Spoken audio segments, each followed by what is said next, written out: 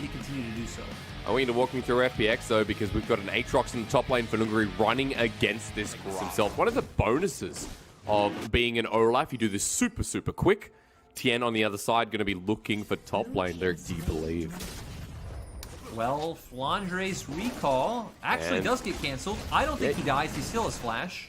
Smoke screen there. No level 5. Flandre's underrated, criminally so, because he hasn't been to Worlds. He's one of the best domestic top laners in the LPL.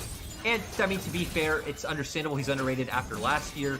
Didn't perform too well in spring. Obviously, then for the first time ever getting subbed out. Oh, feels bad to be a loner against Fresh, but the flash forward from Crisp.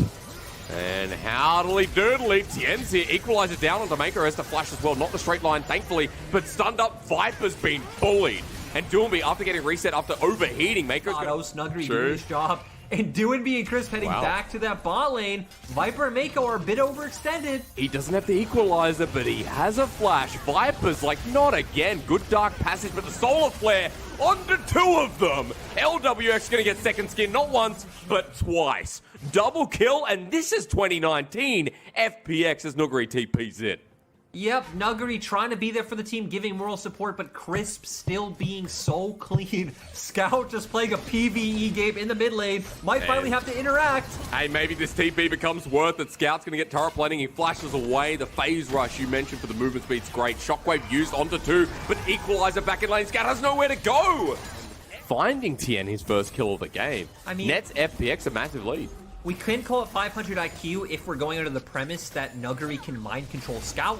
True. That is Soulflare again. They're just finding another pick. The bottom lane too far extended. They wanted the turret plating, but collateral damage gives Chris the killers. Now into Ragnarok. A bit of damage onto Chris himself. Viper picks up that one. It is a better trade because Viper gets the stay lane and gets the resource, as well as this Herald getting dropped. Viper, EDG with a good answer to put more gold onto Viper. Doinby is heading down, and it does look like he's about to have his equalizer back up. And he's been using it so well. Every equalizer has been impactful as the killer instinct. Another one. Does Doinby miss? Dude, I don't care about the meta. I don't care what you should be picking. Just pick Rumble, pick Kled, keep bringing these champions out because FPX, you do it so well. Again, consistently roaming whenever he has the ability to. Sure, he's losing CS and giving up some plates, but he's finding more advantages for his team.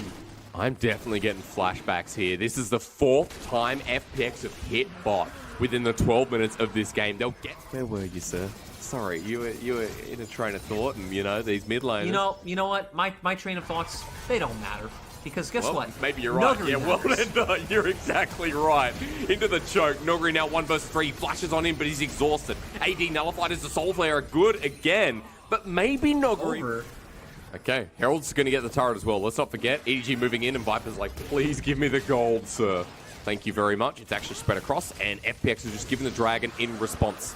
The mountain that they do not want for this grind. Net as many kills, but, you know, change the way the game is played, right? Like what we saw with FPX, hitting bot multiple times, they've set up their conditioners. Scouts getting flanked from the rear ends. Crisp is here. As I say, there's not enough blood. Comes in with the Solar Flare and the Zenith Blade. Tien picks up the kill. Now, Baron's not available for 45 seconds, but that pick gives Tien another banger.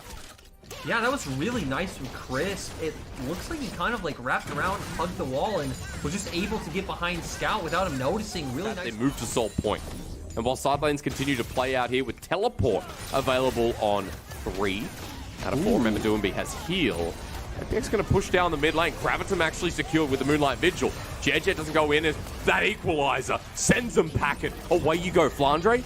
No space needed to be created because turret already goes down, and FPX. And Prio there with that TP.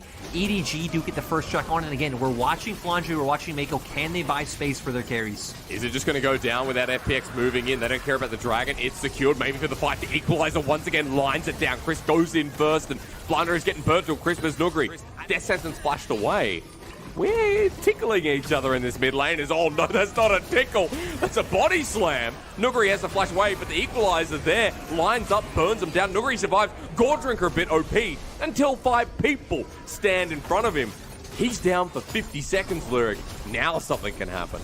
Yep, we are going to see EDG go for Baron. We already have Scout who has TP basing. He's going to come in, and they don't really actually have any engage tools. A lot of ultimates are down. but still, they're confident they have the damage to pull off this play. They are 5 versus 4 for the foreseeable future.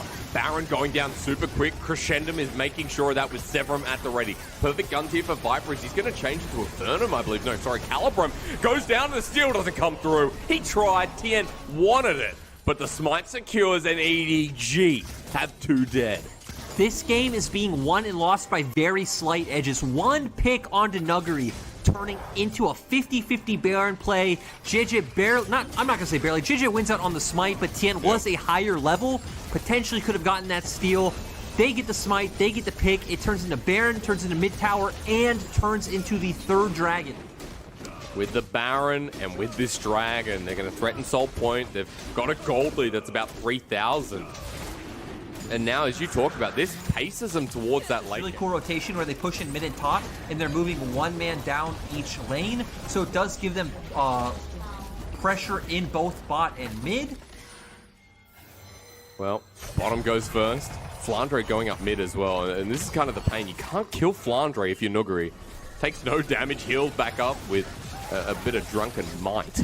As Flandre level 16 with the explosive cast. Doomby heading back as well. He knows how much trouble he's in with the explosive cast because that was pretty nice. Bit of damage in the side. Flandre once again, and damage goes down on TM while the equalizer finds its mark.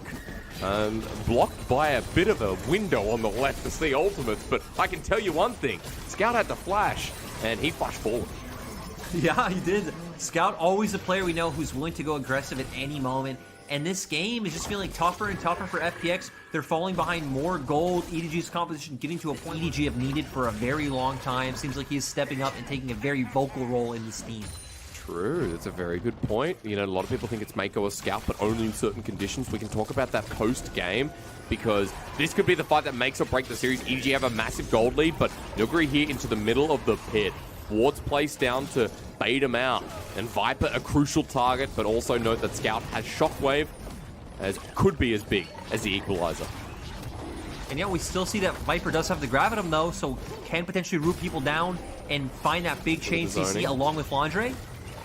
Explosive cast used Lyric in the back end of that trade. They're going to start hitting down Dragon pretty fast. Everyone's going. Tien flashes over the wall a little bit early. It's secured by Aphelios. There's the Mountain Soul for EDG. Now they go into the fight. Tien gets tagged by the Gravitum on the back end. Flandre bops him and kills him while Nuguri is trying to 1v3. But I think this fight is going dire straits. EDG have everyone alive and the Mountain Soul refreshes their shield. LWX is low trying to buy some time. And EDG may have just done it as Doomby now getting chased.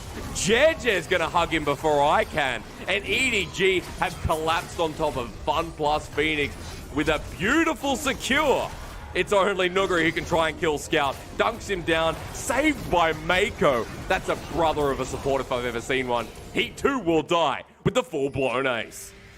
EDG had to spend a lot of time killing the members of FPX, but they should be taking the game in the end. Great performance all around, and again, they're building themselves up to be the premier team fighting team in the LPL. Mako just having a great game here.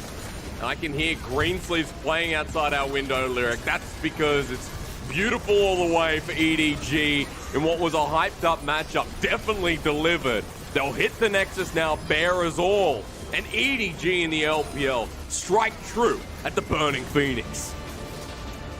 It was small edges that gave EDG this game. It was putting EDG top